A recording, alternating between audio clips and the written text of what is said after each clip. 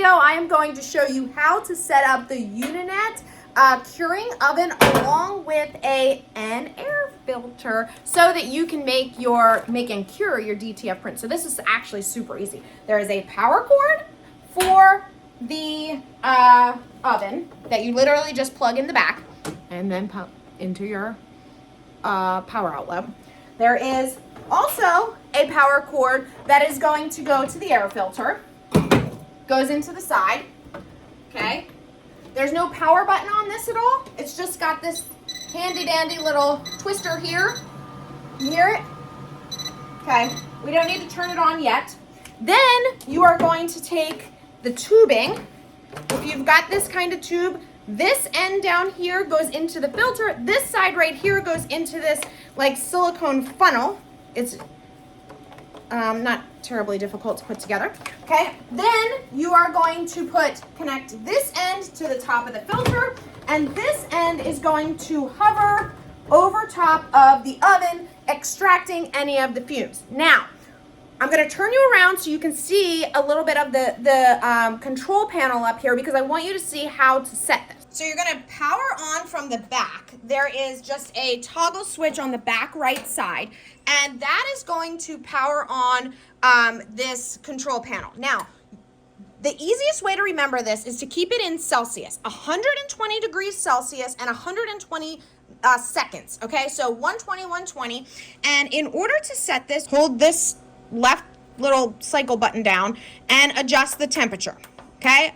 120. When you get it at that, you're going to hold it down again. It's going to stop blinking, and it's going to rise to that temperature. Same exact thing over here on the time. You want to do 120. You're going to use the up arrows and down arrows to set it to that time. Now, once it gets to 120 degrees, you are going to be ready to put your transfer in there so that it cures. So you can just kind of tilt this to the side, back, open it, close it again, and put the filter back into position.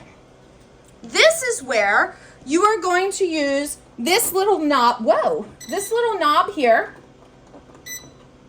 to increase. The higher you increase, the more pressure, so that the filter pulls more of the air out. I like to keep it between 10 and 12, but you can hear it, okay? You don't need to keep it running at all times, but you can keep it running while you're pulling the air out. Now, I'm going to turn it off for now so you can hear me a little bit better. When this reaches 120 degrees and you put your transfer in there, then what you need to do is set the timer. Once you're ready, and let's say the transfer is in there, you're going to press the down arrow. No, excuse me.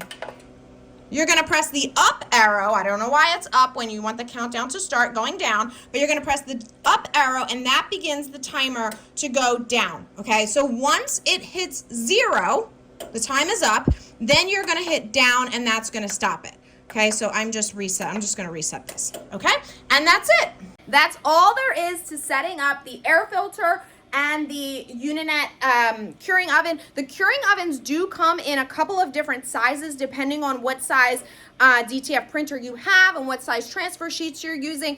The 16 by 24 is great because it'll adapt kind of with you. Of course, if you have a roll printer like the Uninet 1000, you may want to, you have the option to connect to an inline system as well. That will drop the powder on automatically and then also cure automatically as well, and then there's a take-up roll so that you're not doing this all manually. All right? Okay, but if you're just getting started and you have the oven, that is how you're going to use it. If you're looking to grab the oven, which does come in a couple different sizes, if you're looking to grab a small air filter, this one that I have here is actually not the Uninet one, although they make one that's very similar, but I am going to put the links to all of that stuff in the description below. All right, you guys, if you are wanting to check out more DTF, I have lots of videos on Uninet's DTF printers, the Prestige printer, Epson F2100, as well as the Roland Band 20D. So check out lots of options, see the pros and cons of all of them.